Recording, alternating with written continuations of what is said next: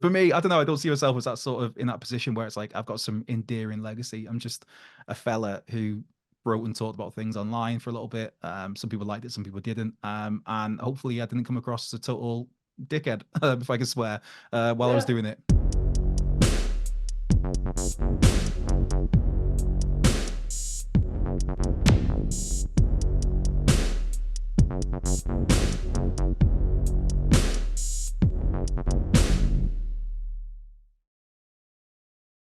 What's going on, guys? It's your boy, Tom Talk Trash, and stand back for another interview.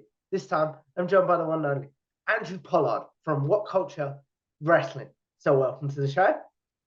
Thanks for having me back on, Tom. Always happy to come and have a chew the fat with you, as they say. I am always excited to chat with you, my friend. So, for Oh, people that may not know, where do you first discover wrestling as an overall fan? oh. Because I'm getting on. So I first discovered it kind of late 80s, early 90s. So it was kind of obviously Hulkamania was running wild, brother. But you had like the Macho King as he was then. There was the Ultimate Warrior. There was the Million Dollar Man. But then at that point in time, ITV here in the UK had WCW. So you had Sting, Vader, Ron Simmons, Cactus Jack, all these just badass names. Stunning Steve Austin was there with Flying Brian Pillman. Yeah, it just there was a that was kind of when I started to get into it. So like Demolition is a big one that I always think of when I think of early fandom. Demolition, then Legion of Doom came. So like that sort of period is when I got into it myself, and it was uh while WWF as it was then was kind of all the rage, and that'd be all the magazines, the sticker albums, the VHS tapes, the action figures, the toys. It was I didn't have Sky at the time, so I couldn't watch it as much as I wanted to. So I'd be watching WCW on ITV on like daft o'clock on Monday nights or like Tuesday mornings, something like 3 in the morning, 4 in the morning to be on. And it was great. It was great. It was brilliant. You talked about being more of a WCW child. So when you do discover WCW, are you someone you talk about it being on our sort of local TV channels? Are you someone that it's in your set listing as soon as you discover it? Are you someone that's like, boom, I sit down and I watch it at this time, etc., etc.? Oh, totally. It was like it wasn't that. It sounds weird now because obviously the world we're in these days with wrestling fans, there is that weird kind of toxic thing. Not the whole of the fan base, but it's just that portion where it's like you can't like one company and then like another company.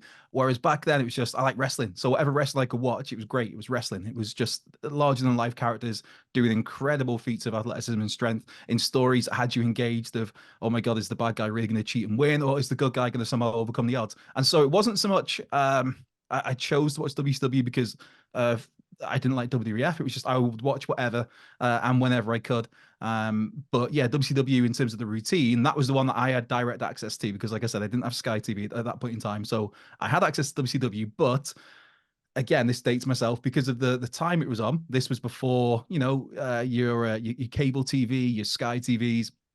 Well, it wasn't before Sky TVs, but it was before you're on demand and the ability to record things. And this was even so far back that if you wanted to record something, you had to manually get up and press record on the VHS, the Mm. VCR. And so I'd set an alarm for whatever time it was on the Tuesday mornings, like I said, daft o'clock, like 5 o'clock, 4 o'clock in the morning, whatever it was, to get up, to go downstairs, to press record. So I'd have WCW to watch. And normally I'd end up just staying up and watching it, and then you'd kind of stay up, and then there'd be the kind of kids' cartoons that start in the morning, like Heathcliff was one, and Garfield, and stuff like that. So it's just this kind of fun period of memories, and yeah, WCW. But it was Jim Ross, it was Tony Schiavone, it was Jesse the Body Ventura on the call. It was that period. Was yeah, it was a great old time. So many, just eye-opening things like seeing Jushin Thunder Liger for the first time, where it's like, oh my god, who is this guy? What is he doing? I've never seen anybody do this sort of stuff. Mm. So yeah, it was a great time, Tom. You talk about it being a great time there. What was the thing that ultimately kept you watching in WCW? You talked about Juice and Thunder Liger there. But what Mhm. was the thing that kept you attracted sort of every week in WCW at that point? Um, Again, it comes back to just loving professional wrestling, and because it wasn't so easily accessible, because it's crazy now. Obviously, you can watch any promotion you want in the entire world, whether it's a massive promotion, whether it's an indie show, or whether it's an independent show somewhere in the middle of nowhere. Pretty much, you've got a chance to be able to watch it just at like the click of a button, and it's there. Whether it's through Fight or Thriller as it is now, or whether it's through another streaming service, or whether it's through WWE Network, whether it's through whatever. but back then it wasn't. It was just a case of any watching I could, sorry, any wrestling I could get my hands on, I would watch. And so it was just, and again, you don't overthink things when you're a kid. It's just you Mm, like wrestling, so you're watching wrestling. You're not thinking of like, oh, is that great booking? Oh, is that should he have really gone over there? Should that guy have lost? Where is this going? You think of where this is going, but it's more the story just grabs you in. It's like, oh my god, who's gonna? I don't know who's going to stop Vader. That was always a big thing of like this yeah. guy's come in and he's absolutely ran through Sting. Nobody can beat him. He's a monster. And so just because of that, you were hooked. But I'd be watching every week anyway, just because it's wrestling. And it's but yeah, there was a lot that kind of kept you hooked in. Though, like Sting was a big one. Obviously, Surfer Sting with the little rat's tail at the back, the blonde flat top, and the bright colors.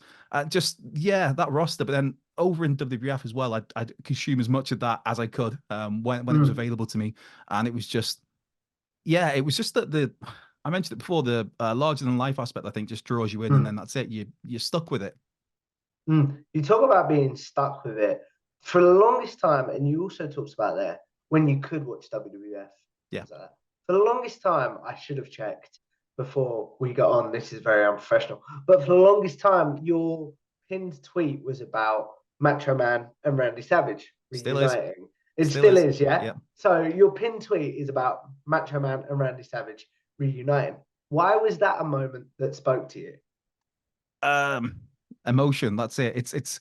There's a picture on behind me, Macho Man, Randy Savage, and Miss Elizabeth. Although that isn't from that moment, but yeah, the moment you're talking about is WrestleMania 7, where Mm, you've got the Macho King Randy Savage against the Ultimate Warrior in a, and for me that was the first time I'd had a basically a loser must retire match. That's the first time I've seen that, and because you're a kid and because you believe everything that you see at that point, retired really would mean retired. As in, whoever loses this, like, how can the Ultimate Warrior, who's not long off being the world champion, how can he possibly lose? He's beaten Hulk Hogan at WrestleMania 6, and then you've got Randy Savage, who has sensational Queen Sherry with him, always wins by hook or crook, and another couple of time world champion himself. I think at that point in time he was a two-time world champion.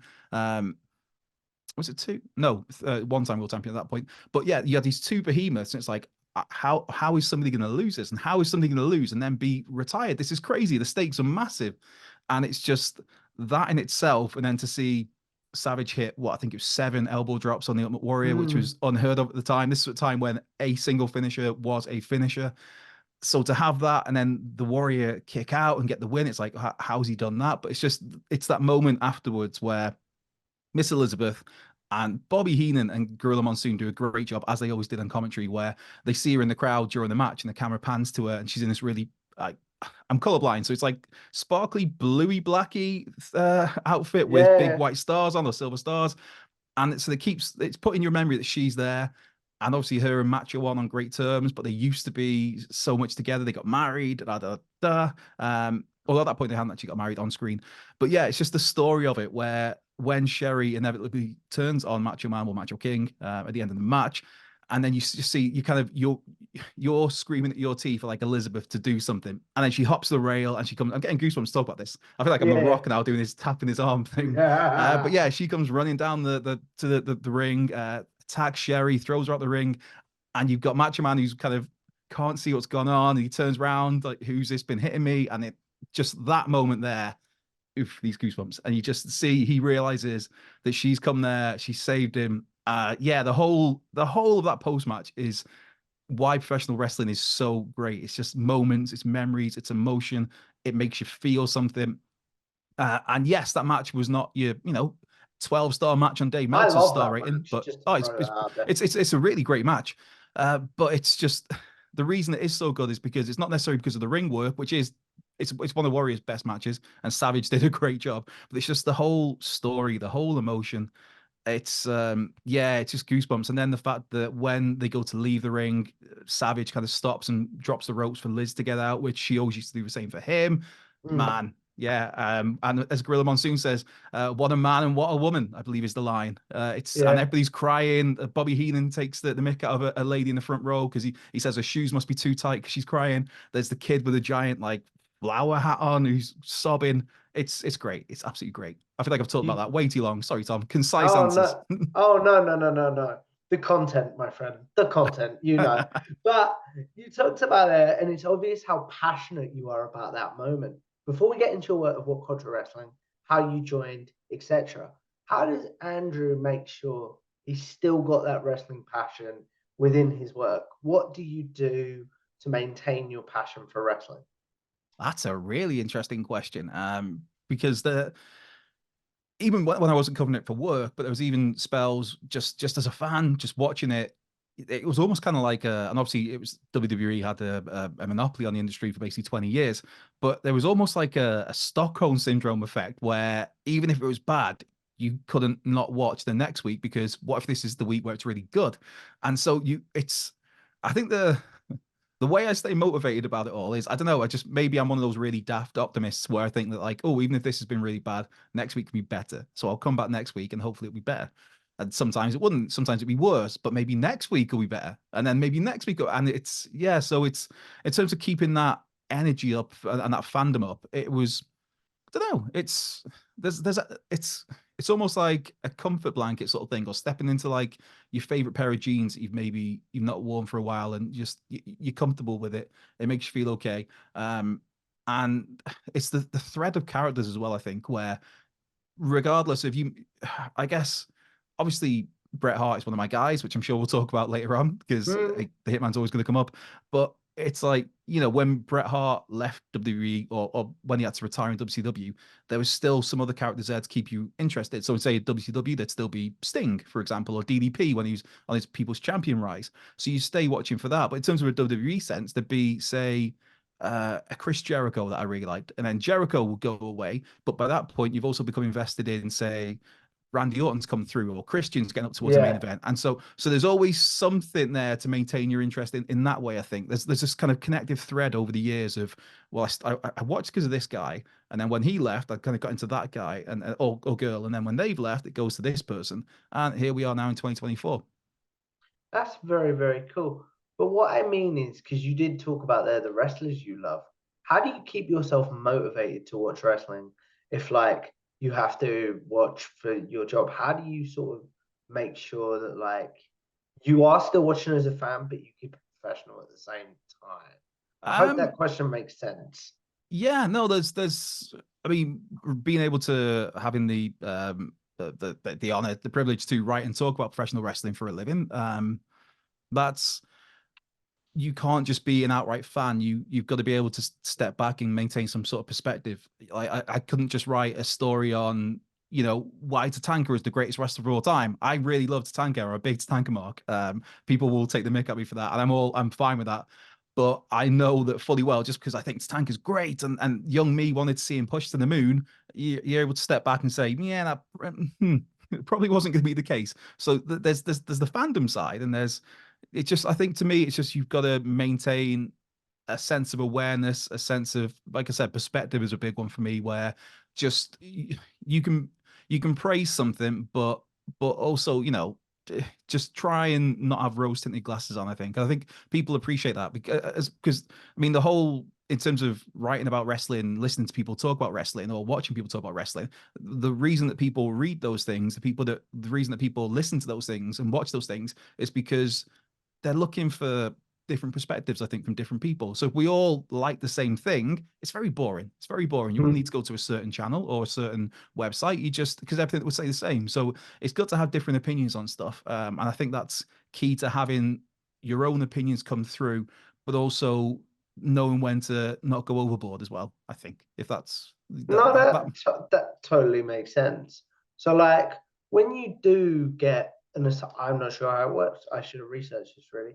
But when you do get an assignment for What Culture about writing or even a video, because I know you've done some more voiceovers and stuff like that since we last chatted, and obviously the solo Sunday news.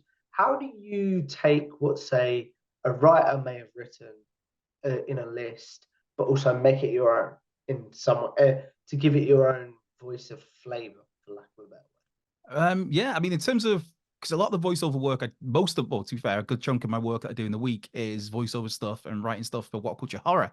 Nice little cheap plug there, Mick Foley word. style for What Culture Horror. But in terms of the What Culture Wrestling voiceovers that I'll do, a lot of it tends to be like my articles. So I'll have written the article and then I'll voice it. So when I'm voicing it, I'm voicing my words that I wrote, my thoughts that I've wrote. In terms of voicing other people's written lists, whether it's for wrestling, whether it's for horror, whether it's for our main What Culture channel, or what comics, Star Wars, whatever. We've got so many these days. And if it's not something I've written, then you do adapt it to fit your own stylings in terms of, firstly, if you agree with the topics being talked about in it, and if you do, then great. Which normally you tend to do, but then it's just a case of maybe manipulating the words a little bit to fit your own cadence, your own tone, your own style, Yeah. your own approach. But then there might be some times where you think like, I don't really agree with that entry, and then you can just maybe switch it out for something that you're more comfortable with. Because I think when it comes to the voiceover side of things, if you're voicing someone else's work, it's got to be something that you authentically agree with, and so that's where you maybe adapt it to fit your own style, to fit your own voice, and to fit your own taste, I guess. Can you give, this might be an insider baseball question, but can you give us an example of an article you were given that you were like, I'm going to change answer number 8 to number 7 or vice versa because this is more my opinion? Oh, I mean, there are times that's happened. Off the top of my head, I honestly couldn't give you any answer on that, Tom. That's not being me being all refusing to go inside baseball. I will talk inside baseball all day. Any questions you have, but yeah, I mean, it has happened over the years where I'll not necessarily move entries around from like number 9 to number 4, but I'll switch something out where I think that I don't think that really fits with how I talk about this topic, this top 10, whatever. But I think that this would work better, and I'll include something completely different that wasn't on that list originally. But off the top of my head, you've got me there.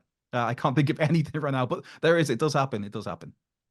You talked about there, obviously your work for What Culture and stuff. We've gone around the houses, Andrew, but you know that's how my interviews work. And I do apologize for that. It's just how my brain works. No, But for love it, mate. people that, but for people that may not know, how do you join What Culture Wrestling, and how does that expand with other work within the What Culture universe, whatever you want to call it? The What Culture universe. Is that like the MCU? Is it?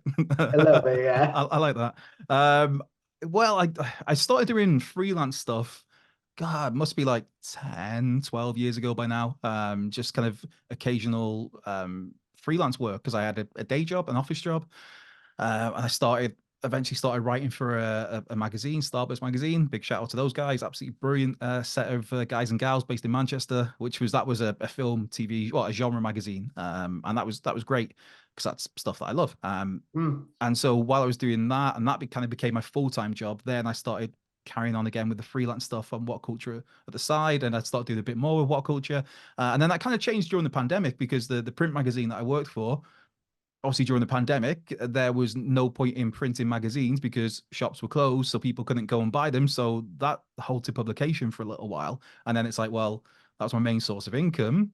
I'll start doing a bit more what culture stuff, a bit more more freelance stuff. And it got to a point where there was a chance to become more than freelance and to go more full time there. And obviously, I took that chance. And yeah, that involved. I mean, 'cause it wasn't. I don't just write wrestling. It's mainly wrestling and horror. But I mean, I've write articles about like I don't know, comic books, TV shows, Star Wars, Mm. music, a whole bunch of stuff of our topics that we cover over the years, the odd gaming piece, but it's primarily kind of wrestling and horror. So I kind of just got involved in that side in terms of writing for the wrestling side, which I've been doing anyway on a freelance basis. And then just once I became like full-time contracted staff, the chance came to start doing more in terms of videos and audio stuff. And yeah, I thought give it a go, see how we get on. And yeah, so far I've not been fired, so that's a bonus.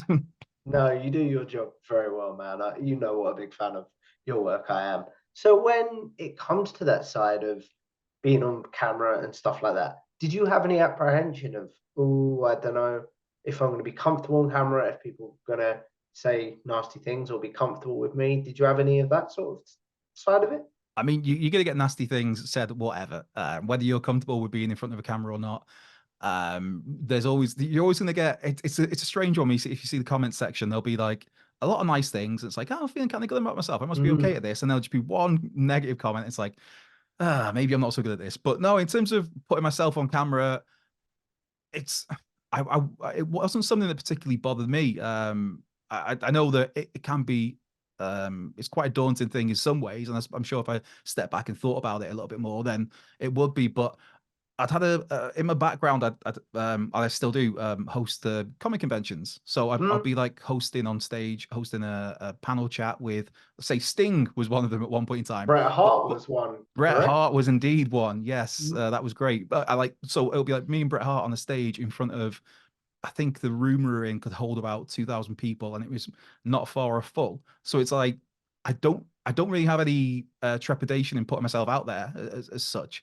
Um, and as well, before that, I used to do radio as well. So it's I've I've got no problem with speaking, and I've got no problem with putting myself out there. Really, maybe I'm an idiot and I should be more careful, but yeah, Mm. and I think with stuff like that as well. Anytime you do feel maybe a little bit of nerves, then it's like it's good nerves, it's good energy, and just use that. Yeah, and also you've got to have the kind of mentality of every in this case every video you do is an opportunity to get better. Whether Mm. you think, if you think you're really good, there's always chance for improvement somewhere along the lines. So I think you've got to have that mentality where it is a process, and also you're being put in that position because somebody's got faith in you because they think you're good enough to do that. Whether you are good enough to do that or not, they think that you can get there to be good enough to do that. So I think that it's just a case of realizing that people have faith in you to put you in that spot, and also being able to step back again, perspective, and realize the things that you can improve on. Mm. You gave some great advice in there, and you've always given me great advice when it comes to content creation. But if I said to you, Andrew, three pieces of advice for someone that wants to do on camera stuff in wrestling, or even in other areas that you cover, what would those pieces of advice be?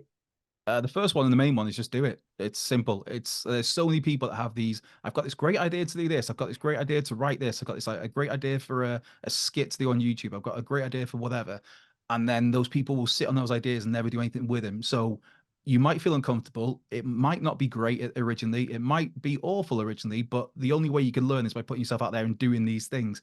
And by doing those things, you can learn what's good and what's bad, what you need to improve on, take advice from people. So that my first advice is just do things. There's so many Mm. people I know that wanted to write about certain things or get into certain lines of work, and they don't do anything about it. And it's like, well, this work isn't going to come and find you. You need to put yourself out there. You need to just Mm. start the wheels in motion. So that's my main advice: is just do whatever you wanted to do.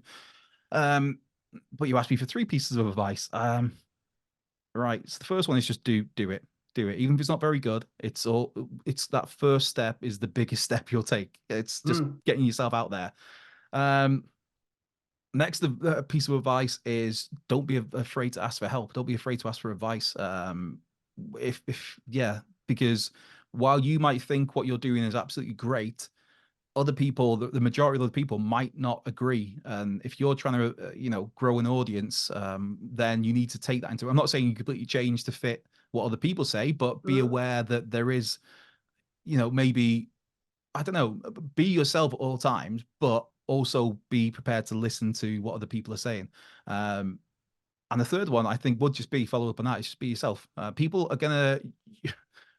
The internet's a strange old place, but people are gonna love you. People are gonna hate you, regardless of what you do, because the internet's weird, man. People are weird with a safety blanket behind Oh the yeah, yeah. screens. So if people are going to say negative things, I'd rather those negative things be because I've been me rather than pretending to be something else. Because it's, you can only be yourself. I think that's the other one. I believe that's three pieces of advice, kind Yeah, of jumbled together. that is. You talked about going to ask people for advice. Yeah. Who is the person you go mainly for advice when it comes to content creation in the What Culture crew? Oh, nobody now because I'm amazing. No, Fair. no, I'm joking. To be fair, though, we've got like a little well, we have some group chats and stuff. So we're talking on Slack is one of the main things we use. I'm sure Yeah. you're familiar with, and a lot of people be familiar with, where we're always in conversation about what ideas might be good, why they might not, why they won't be good. We'll look at feedback to videos. So there's always conversations going on between. This is just in terms of the wrestling team. So we're always kind of there to bounce ideas off of each other to maybe look at what did work, maybe look at what didn't work and why it didn't work and how it can be improved on next time. So there's always kind of it's kind of I was gonna say open playing field, but that's not the right term. It's I know just what you it's mean. yeah, it's just like an open. Obviously, I work remotely, and most of the lads are based up in the northeast in the office. But it is like kind of just sitting around the table and just kind of spitballing ideas and spitballing feedback and also looking at the numbers as well. Analytics is good. But yeah, so they're all pretty. Everybody's great to go to get pointers from. And so it's kind of a nice working relationship in that way with all the guys and gals involved. You talk about it being a nice working relationship there. With your background in conventions and radio, and with your fellow presenter Adam Wilborn also being a radio guy, I believe he started at Whatculture before you. If I've got that wrong, please correct me before I ask this next question. Is that correct? I started Adam Wilborn as well, obviously the number one journalist in all professional wrestling. But Mm, I believe I started freelancing for What Culture a little while before Wilborn joined, but Wilborn joined full time and he's absolutely smashing it with what he does.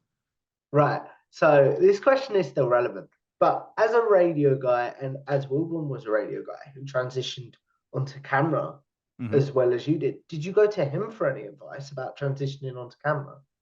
Um, I don't think I did really. We kind of got thrown into the deep end together at times.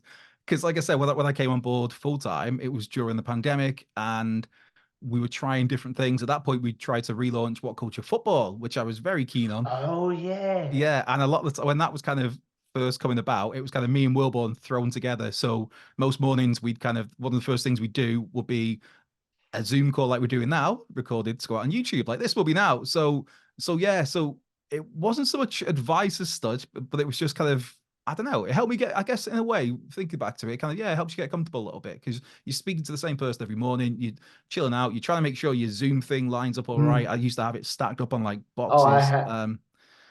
Yeah, it was Mm. a rum old time that those early days of the pandemic. Yeah, so I don't know if I went to for advice as such, but it was nice to be brought in and for like some of my first stuff on video to be alongside Wilburn and it be fairly regular on a daily basis until What Culture Football was cancelled. I'm still gutted about that, and it happened to be cancelled on the very day that my beloved club Wrexham AFC announced their new owners of Rob McElhenney and Ryan Reynolds, and I was Mm. pleading to let's just carry on for a little while, but alas, that was above my pay grade. So that shoehorned in question still worked. It was the one Yes. question I had written down when I realized you were both radio guys that I was like, I gotta ask. I gotta try and shoehorn it in somewhere, and I do apologize for that. No, absolutely fine, Tom. Absolutely fine. So the other thing that you're really great at is the solo Sunday news in your on What Culture Wrestling. So how was that pitched that you were like that people were like we want you to work on a Sunday and things like that? How was that pitched to you? How do you feel about things like that and everything in between? Right, the Solo Sunday News. Well, it was in existence before me. Gareth Morgan, big shout out to Gareth, Mm, fantastic fellow. I know you've had him on before. mm, Absolutely lovely guy. Gareth did the Solo Sunday News. I believe there was maybe a change in his working pattern, and it just came up that well, we need somebody to work Sundays. And at this point, again, the crazy days of the pandemic. So I was working some crazy shifts in the week, Monday to Friday, where let me get this right. I'd start at either 8 or 9 o'clock at night and work until 4 or 5 o'clock in the morning mm. to basically to almost essentially be like a live correspondent for the wrestling and do other jobs as well. But I'd be, yeah, and so the chance came for me to, if I wanted to work Sundays, and do the solo Sunday news, but it would also mean that I could get away from the crazy backwards work pattern and work more normal hours in the week, and have Mm. Friday and Saturdays off. So yeah, that's how that came about. Was like, all right, okay. So let's give it a whirl. Let's see how we get on. And here we are. Like I have no idea how long I've been doing the solo Sunday news. Could be 2 years by now. I couldn't tell I you. think so because you were doing it the first time I had you on, and Yeah. believe it or not, my friend, I've been doing this channel nearly 3 years. Fantastic, Tom. Keep it going. Keep it going for another 3 years and another 3 years and another 3 years. That Absolutely was a smashing it, very mate. vain question. I do apologize. No. So that's how I got involved in the Solo Sunday News. It was a chance to kind of get out of my crazy working pattern that I was on. And yeah, it became the first few weeks of Collision became a little bit crazy for me because before then I normally tend to start about 7 o'clock in the morning. And before that, it was a case of like as mentioned, I work from home. So actually, I know I used to start at 8 o'clock in the morning. So I'd kind of get up maybe 7:15, have a quick shower, have a look what's gone on in wrestling, and there we go. Whereas now we have AEW Collision, so there's kind of 2 hours of programming to watch before I start work. So thanks Tony Khan. Or there's obviously the big premium live events as well and pay-per-views. So yeah, that's always a fun weekend when it's pay-per-view weekend when that lands on a Saturday because obviously I have to like the Royal Rumble. Yeah, but it's making it work at the moment still. You talk about making it work there. Obviously, you mentioned you have Fridays and Saturdays off. A Sunday is normally a day that everyone unplugs. So, how do you keep yourself motivated to go to get up at that time on a Sunday and things like that? And then, how do you switch off on your days off of a Friday and a Saturday? Um, I used to love a Sunday off. I'm one of those guys where I love nothing more on a Sunday than making like a big roast dinner, spending hours in the kitchen, Mm, maybe some football on, or watching the film, catch up on podcasts, just generally go for a bit of a walk, a bit of a stroll, and generally do nothing of importance. Just chill out and eat, basically, which is a mantra to live life by. mhm. But on the other side of that, it's like I really like having a Friday off. I really like having a Friday off. So it's kind of I've come to appreciate a Friday off more than a Sunday because it's if you go out and about, it's a little bit quieter. More often than not, I'll every couple of weeks I'll maybe take my mum out for a bite to eat on a Friday because she's free on a Friday. So it's little things like that, and it's or maybe go for another friend of mine who he has now and again has Fridays off, and we'll go for like a couple of beers on an afternoon. Nothing heavy, nothing crazy, but just like Yeah. an afternoon pint, and like be back home by like 7 o'clock with a Chinese. So I do really enjoy my Fridays off. In terms of being motivated on a Sunday, it's like I said, it was a little bit tricky the first few weeks of Collision because I had to get up essentially an extra 2 hours before, earlier than I normally would. But I've kind of got into a habit of making it work. And it's actually become quite enjoyable in a way, which just sounds weird. You asked me if I'd be up at like silly o'clock on a Sunday morning and I'd enjoy it, but I do now. And then it also the benefit of that is that I get to finish a little bit early on a Sunday, so I still have Sunday afternoon to do stuff. I still have Sunday afternoon to watch the football, to make a roast dinner, to go for a walk, Mm. and then just to just again chill out and eat. I understand what you're saying completely there. So you did talk about obviously the solo Sunday news and stuff. Where if Sunday is a quieter day for wrestling and things like that, how important are having a community of questions for you to answer on the videos? Because I've noticed from watching the videos, it's I don't want to say this in a condescending or a bad way. It's going to come out. It's going to come out, and I do apologize. It's a similar community of people that will send in questions on a Yeah, Sunday. So how important is it to you that you've built up that community of yeah. people that watch the solo Sunday nights? And also thank you to yourself. I see you throwing in questions every now and again, Tom. Always Mm, appreciated. Yeah, there's a lot of the same names. Hector Garcia the third always sends in questions. Mark Solid, a couple of our regulars, and plenty others. And so there are some people sending questions before the Sunday. They'll maybe send in like the Thursday, the Friday, the Saturday, which is great. The people are that eager. Although sometimes they will get lost on the way because it's like by the time of Sunday, I'll have it's kind of a few days back on your Twitter feed and stuff. But no, it's I'd great just that like to people. DM them to you now if I think of one. Yeah, please do. But no, it's great that there's familiar faces that come back and like to think I've got some sort of mild insight and don't sound like a total idiot. So that's nice to see. And also it is I say it every single Sunday. It's great when people send me pictures of their pets because Mm, it's just normally on a Sunday it'd be myself working. There'll be editor Ryan who does an amazing job, Ryan Nicholson, on the video editing side of things for the news. And other than that, in terms of full-time stuff, there's not many people kicking around, so you're just working away. So it is nice to have people interacting with you, to send in your questions and asking your opinion on things, but most importantly as always, sending pictures of your pets because that does put a smile on my face when I'm smashing my way through about 4 cups of black coffee on a Sunday morning. that's very, very cool, my friend. So you did talk about there how the success and stuff you've had within what culture. So overall, before we wrap this up, I want to know what would you want your legacy to be if, say, what culture came to an end tomorrow, or you stepped away?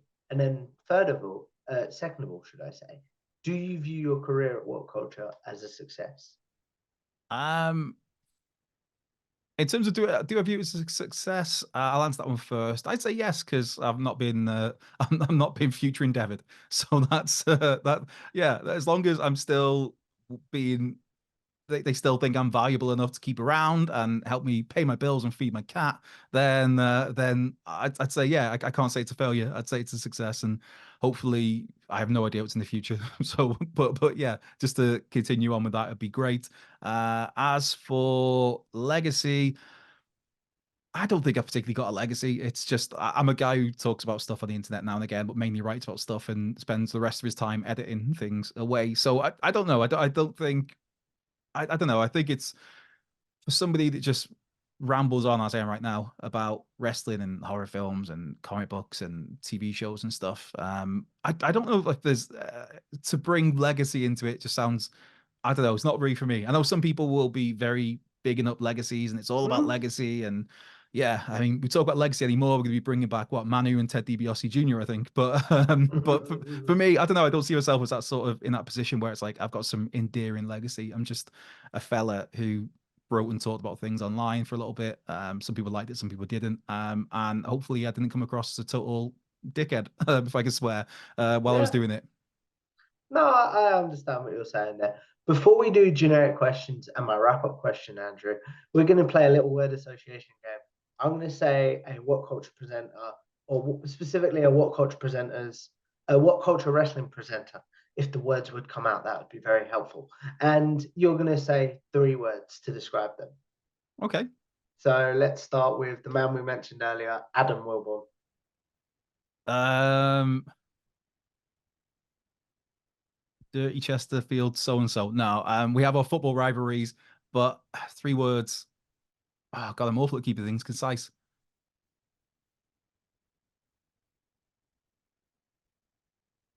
Hmm. Number one journalist. Mm. We're going with that one, yeah. Andy H Murray. An absolute godsend. Really is. That dude does so much. Does so much work. Mm. Uh, Phil Chambers. Another like Maury, where he does so much work, Phil, that people maybe don't see. 3 words. Or not. Like, it doesn't have to be the 3 words. Okay. Although I want to kind of fit the remit if we're going with 3 words. Um, Beautiful, bearded, bespectacled. Mm. But the first time I Uh, did a video with Phil, he had these amazing glasses on that were like made of wood, and I was just like amazed. So there. that's very, very cool. We've done Andy, we've done Phil. Gareth Morgan. Oh, Mr. Solo Sunday. How can I word it in 3 words? Original Solo Sunday. Original Solo Sunday. There we go. Yeah. Again, another lovely man, Gareth Morgan. Top fella. Who have I missed? Sai. Simon Miller. No. Oh, I, Sai. yeah. Oh, Sai's great. She's absolutely fantastic. Um, yeah, just I'm struggling with 3 words again, but she's the way she's coming to the fold because it still feels to me because I lose track of time. It still feels like Sai's a recent addition, but she's not. She's been doing stuff with us for a good while now, and she's just absolutely brilliant. Does a lot of really awesome stuff on gaming and does little bits with voiceovers, particularly with wrestling. So, Sai, you've got me with these 3 words. You've got me with these 3 words. Um, Yeah, Sai's just badass. I'm just gonna leave it at that. Sai's absolutely phenomenal. Who have I missed? I've gone blank. Oh, there's a Oh, few. the Dudley boys. The Dudley Yeah, boys. yeah. You Uh, Michael Hamflett. uh, does that fit into 3 words? Jeff Jarrett appreciation. Me and Hamflet share a lot of opinions on wrestling, and we share a whole lot of love for Jeff Jarrett, down to even his outfits. Where it'll be, there's been several conversations over the years where we'll be like just via Slack, just comparing Jeff Jarrett outfits and attires over the years. Like, I think this one's best. No, I agree. So yeah, Jeff Jarrett appreciation for Hamflet. Michael Sidgwick. Usually very misunderstood. Sidgwick gets so much unnecessary beef. It's like nauseating when you see it online. Sidgwick's great. He's brilliant. He's very passionate about what he does. And also he doesn't take BS whatsoever. But yeah, Sige is great. See, it's just a big loving. We're just with the whole team we've Yeah, got. this was the idea. And then before we do Simon Miller, because I feel like we should end on that one, Adam Nicholas, because I know he's popped up on the podcast a few times. Dude, Nicholas is just I've got the three words, but one of them's a swear word. I don't know if I can say it. But stylish as hell. I'll go with hell. That wasn't gonna be hell. That's gonna be a word that begins with F, and it wasn't fudge. Yeah, But yeah, Nicholas is just the daddy man. He's just one cool guy. Very lovely fella, very nice. Just yeah, but just always looks the business. Always ridiculously stylish. Just yeah, top dude. and then finally the big one. Have I missed anyone? You'll be better to say this than me. Present. Um, in terms of presenters. I think you've got them all apart from yeah, but apart from the bald a-hole. Yeah, I which think you've got them all. which we're gonna get to. The bald a-hole himself, Simon Miller. Yeah, I mean Miller's just a ball of energy. I've only met him in person once, which was at Clash of the Castle, and Oh just yeah, yeah, just a very good dude. And even did a little video recording for one of my mates just to say thanks for being a fan of his. So yeah, I'll just go bald a-hole. They're my three words. But yeah, everybody obviously has a lot of time and love for Simon Miller. that's very very cool, my friend. As we look at wrapping this up, Andrew, because I do want to be respectful of your time, we're going to do a segment that we may have done before, but I honestly can't remember. It's called generic questions. Those of you that have seen my interviews before will know this where I'll ask Andrew the generic questions he might be asked on social media, such as his favorite overall wrestling match, favorite overall pay per view, such as Double or Nothing 2019, favorite wrestler's entrance team, favorite tag team, and favorite wrestler. Like I say, the questions I assume Andrew gets asked on social media. So, what's your favorite match? Uh, there's just like a million thoughts, but the one, it's kind of like one of those films where there's like loads of little things in the air, loads of like planets or something, or I don't know, spirits, but then there's one that just comes from nowhere, and it's like that's the one you have to go with. Bret Hart, Roddy Piper, WrestleMania 8. If I had to go and watch one match now, if I was on my deathbed and I knew I wasn't going to make it, but I had like half an hour left to watch one wrestling match, I'm going Bret Hart, Roddy Piper, WrestleMania 8, including the pre-match promo, which is just brilliant, where they're both baby faces. Roddy's the Intercontinental Champion, having beaten the Mountie at the Royal Rumble earlier that year.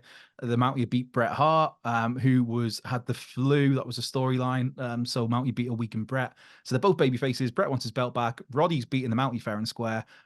And it's just the promo back and forth. He's just, especially from Roddy, because Bret was a great promo, but he was still getting there at that. But Piper, when he's talking about, oh, I remember your mother. Yeah, I remember Mrs. Hart, and she make those sandwiches, bologna sandwiches. Of course, it was only one piece of bologna, and it's like I remember you when you know when you were potty trained or you were first tying bows in your shoes. It's like, oh, of course, he wasn't potty trained until he was 10 years old or something, or whatever he says. And it's just great. And Bret's serious and steely eyed. Hot Rod's having a bit of fun. And he even says that it's like, oh, you want to be a hot shot, you want, and yeah, it's that and the match, the story of the match, such an amazing babyface versus babyface match. And part of that is because Roddy Piper has been a career villain up until that point, Mm. pretty well, up until a few years prior. And so there's moments where it's like, is Piper going to take the shortcuts? Is he teases it a few times as the finish comes when he's got the ring bell and Brett's already bleeding, which is one of the first times I really saw that much blood in wrestling. And Monsoon and Bobby Heenan on the call, and Bobby Heenan's what the hell used the bell. It's just, and Piper he doesn't give in to his villainous urges, throws the bell away. Soon gets Brett, I think he ducks a punch and then gets him in the no, Piper gets him in the sleeper. Yeah, Brett obviously famously does the walk up the ropes and pins him 1, 2, 3, and then you have the respect afterwards. And that was what the first time Roddy Piper been pinned in forever. And it's just nice. That was such a big thing for Bret Hart in the fact that he was the one to pin Roddy Piper. At that point in time, that was massive. So yeah, I could have just said Bret Hart versus Roddy Piper WrestleMania 8. So sorry, Tom, I've just gone all the way around the houses with a big description of everything. no, I love it when you do things like that, mate. What Okay, about thanks. your favorite pay per view? Uh, WrestleMania 8 is up there. I'm trying to make some variety, but favorite pay per view, I would say King of the Ring '93. This is going to be very Bret Hart lovey, I'm afraid, for I anybody know. watching. Yeah, King of the Ring 1993. It's just the story told throughout that again from Bret. but from everybody involved. But just from the first match where it's Brett against Razor Ramon and Razor stamps on his fingers, and that story goes through the whole pay per view where Brett has 3 matches. There's Razor, there's Mr. Perfect, and then obviously there's Bam Bam Bigelow in the final. And Brett can't use his fingers to lock in the sharpshooter. It's genius, and he sells it so well throughout those 3 matches. The match with Perfect is that could easily have been my answer to the last question, because it's so good, especially if you're familiar with the SummerSlam 91 match. Just again, Perfect as the babyface at this point in time, and Brett as a babyface, and just the way they work it again. Perfect's so long a heel, leaning into his he leans into it a bit more than Piper does, to be fair. But then he gives him the big kind of handshake and attaboy at the end of basically, look, you beat me, go and win the whole thing. And he beats Bam Bam in the main event. There's a fun match as well, because I was a big Crush guy as a kid, so getting seen Crush have a shot at the Intercontinental title, which Shawn Michaels had at the time. You had the Steiners there. Was it Steiners, Smoking Guns against was it Head Shrinkers and Money Inc. It just, yeah, it was a lot of fun there. There was a lot of fun. So King of Ring 1993. That's very, very cool. What about your favorite wrestler's entrance theme? It's not Bret Hart. Bret Hart is up there. I had a big soft spot for Owen Hart's little din din din din din. That was a badass one. It's hard not to say. Mind you, Sting got turbocharged, and Man Called Sting, two very, very good songs. But then it's hard not to go with Macho Man, the whole pomp and circumstance. Get goosebumps every time I hear that. Steiner's had a really underrated entrance theme in WWF. The cup of coffee there for what, a year, 18 months, whatever it was. In terms of, I'll try and think of more recent ones. I'm a big fan of Ricky Starks and his entrance theme. A lot of love for that man. Let's see. The Brood as well, the whole Brood thing, that was very badass. So that was the song itself, but it was just accentuated by the actual visual when you could just see the entrance. But I'm gonna go with the Macho Man. Oh yeah. Why does you spoke about why that one speaks to you? So what about your favorite tag team? Oh my god, I feel like I'm so predictable. It's like it's the Heart Foundation. There's, I mean, there's a lot of love for a lot of tag teams for me. I love tag team wrestling. The Hollywood Blondes were they're a big one for me. The Steiners, to me, actually, it could. Oof, it could be the Steiner brothers, you know. I'll maybe talk myself out of it, because my default was always the Heart Foundation. But in terms of longevity and how, I don't know, the Steiners could be, if the Heart Foundation #1, the Steiners #2, then the Midnight Express. I wish more people these days would pay attention to the Midnight Express, whichever iteration of it is. For me, I always probably prefer Sweet Stan and Beautiful Bobby, but Dennis Conjuring Bobby as well. Just amazing, absolutely amazing stuff. The Hardys are in there, Jim Christian, Demolition, the Road Warriors, the Rockers, the British Bulldogs are amazing. Yeah, the Rockers, I absolutely love the Rockers, which is part of the reason why I've had so much beef with Shawn Michaels over the years. It's like, you ruined it, man. You ruined it. But no, Heart Foundation is the predictable answer, I'm afraid, Tom. That's very cool. I know the answer to this question, but who is your favorite wrestler of all time, Andrew? I mean, I don't really know. Is it? We just got it. This wasn't actually planned, but just conveniently might be right there. Way! Yeah. In fact, I'm pretty sure I may have. Yeah, he even got his signed by the Hitman himself. That's awesome. And yeah, and right in front of me is a signed picture of Brett on my wall from when I met him. I had the pleasure of, as you touched on before, doing the panel chat with him. And that was very cool, getting a pat on the back from Bret Hart. It's something, and a handshake is something I will never forget on a stage in front of like 2,000 people. So yeah, Brett's my #1 on that one. That's no debate. Yeah. I think it's a very boring answer, and it's the expected answer. So sorry for the unpredictability there, Tom. Nah, no. One thing I found, which is the whole reason I do this segment, you get those predictable answers. So people aren't really asked them anymore, which is the Yep. whole point of this segment. Do you know what I mean? Yep. So as we look at wrapping this up, Andrew, obviously I want to say thank you for a great conversation. Thank you for your time. But the question I end this show on is, I believe as content creators, or even just people with social media, we're all sort of going to live forever in some sort of very, very strange way, if you think about the word. So what is one piece of content you're like, I'd like to be remembered for that? Then what is one that you're like, if you could forget about that, I would appreciate it? God, if you're talking about forgetting about. I'd probably say some of the first early solo Sunday news videos for myself, because it was just getting used to doing something on your own, even though I've done stuff on my own before. But I just think in terms of the quality of the visual and the audio, as well as my style, I'm sure was there was a lot of work probably needed. So I'd say just forget any of the early stuff. Forget that first album. But as for one thing, see, it's not Whatculture related, but I've got a 2 hour chat file somewhere on an old laptop, which is just me talking to Bret Hart for 2 hours. It was great. An hour of that was an interview. An hour of that was just off the record conversation that only me and him will ever hear. It was brilliant. But in terms of Whatculture stuff, um, I don't know. I guess I'd probably say the most recent thing I've done, because it means I'm still alive and I've not been booted out. But if I was going to pick one thing, um, I always really like interviews. So I'd probably go with one of the interviews. Just I like talking to people. It's good to talk, as Bob Hoskins once said back in the day, many Mm. moons ago. So I don't know. In terms of Whatculture ones, there was one I did with Samoa Joe a couple of weeks ago as of this recording, which unfortunately is not a video. It was supposed to be, and then as we were about to hit record on Zoom, just me and Joe, as me and you are, I was sat in this exact spot. The PR person from Warner Bros. Was like, "Oh, actually, no, these are only for audio only, so there's no video of that, but there is audio. Go on this on a wherever you find your podcasts." But yeah, just getting to chew the fat with people, man. I don't know. There's a fun chat I did with Jamie Hayter. There's a really fun one with Thunder Rosa, one with Nick Aldis. I don't know. I'd probably maybe say one of my. I've had the pleasure of interviewing Ricky Starks a couple of times over the years. Once just after he left the NWA, and then once when he was in AEW. And yeah, it's always good to sit down with Ricky. He's just like he's a good dude, a really good dude who it's great to see him getting the love and the position and the awareness that he is Mm. these days, where people are aware of how big a star this guy could be, and he's being valued as such in how he's being used in AEW. So we'll see where he goes from. I mean, he's just dropped the AEW tag team titles as we recording this, so see where he goes from there. But yeah, I'd say maybe the first Ricky Starks interview, because it was a longer one. It was maybe 40 minutes, whereas the second one, it was, I can't remember what event it was promoting for AW, but it was like kind of a standard 15 minutes. You have to cram little bit in. Yeah, But I made him cry, unfortunately. But it was a good way. It's a nice moment. But yes, so I'd say one of the Ricky Starks interviews. Go and check them out. that's very, very cool, my friend.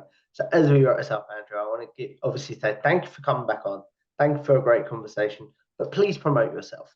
Where can the good people find you, your content, etc.? Yeah, I am Culture Left Peg on Twitter, and that pretty much takes you to anything that you need to see of mine. I need the work. I'll be found kicking around on Whatculture 5 days a week, sometimes more. So yeah, whether that's written work, whether that's doing videos, whether that's doing voiceovers, or whether that's just tinkering away behind the scenes on stuff that you may not see. So yeah, go and check it out. And Tom, thank you for again for inviting me on. Always happy to come on and have a chat, mate. Always, you make it so easy, and it's great to see you coming on leaps and bounds, doing so well for yourself. Thank you very much, my friend. So if you guys like this, make sure you like, share, and subscribe to Tom Talks Irish on YouTube. Follow me on X or Twitter at Tom Talks Irish, and I will see you in the next one. Goodbye now.